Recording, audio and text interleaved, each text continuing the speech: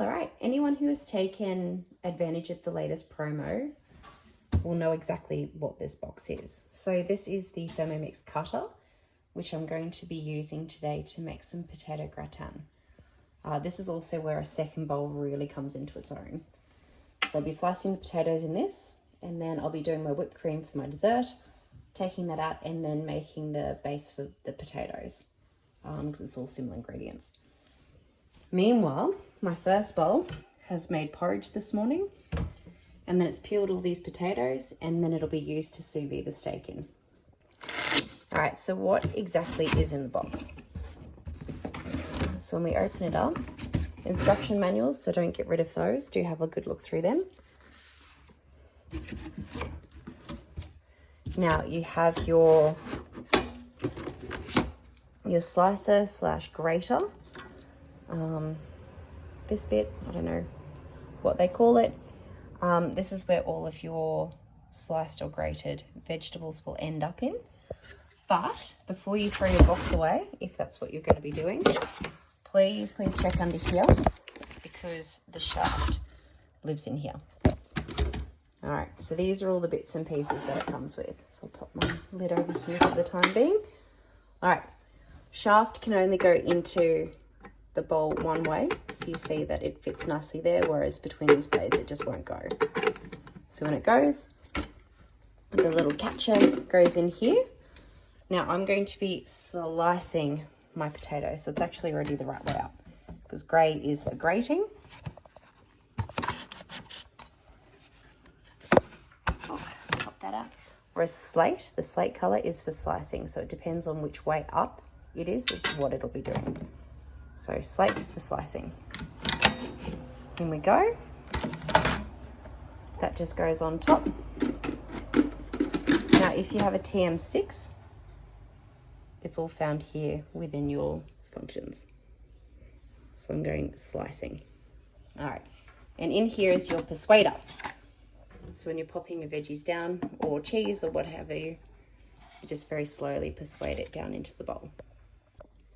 All right, now you can also access these within guided recipes. So I've actually set this potato bake up in my week. So this is exactly what I'll be making tonight.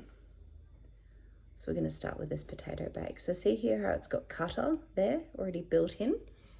So that recipe does ask for, well, gives you the instructions throughout on how to use your cutter. So there it is there. All right, let's get started. All right, so I won't be preheating my oven because I'm making this in advance for tonight. So it'll just go in the fridge until we're ready. So we don't have to worry about that just yet. I've already weighed my potatoes, so I don't really need to worry about that either. All right, so this is the bit that I was just showing you how to insert everything. All right, here we go. So the bonus of a TM6, full color photos. So it makes things really, really easy. All right. Now what I'm gonna do is get the blade spinning in advance before I start putting potatoes in.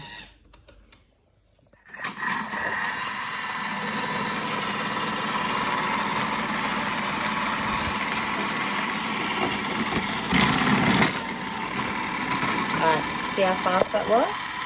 Here we go.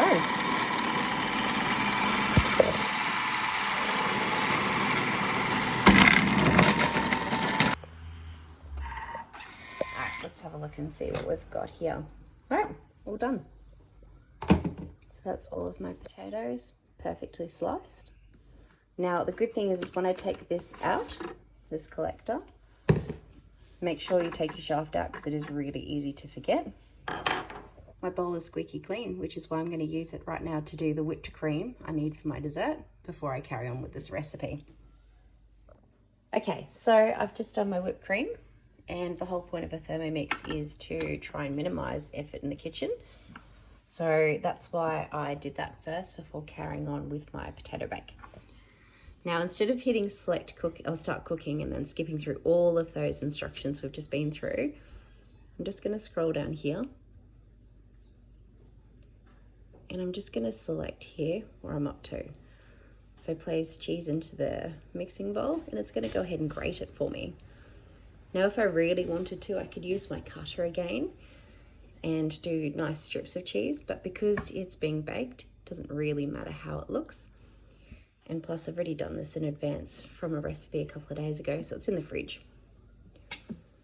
But all you would be doing is just popping your cheese in there, around it goes, and then that's going to go on top of your potato bake.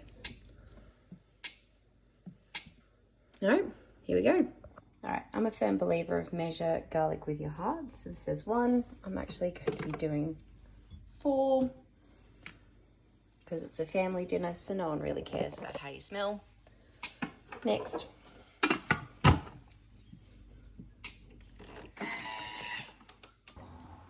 right, all scraped down. Now in goes the cream.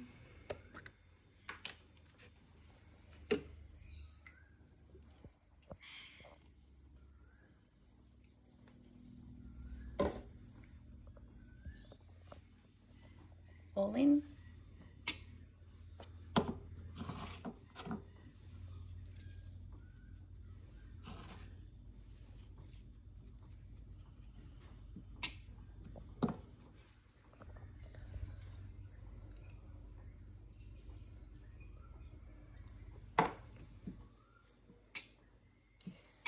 Now I'm going to be putting in a little bit of onion powder. That's just because I would have, well, this is how I'd normally do it if I was manually cooking this.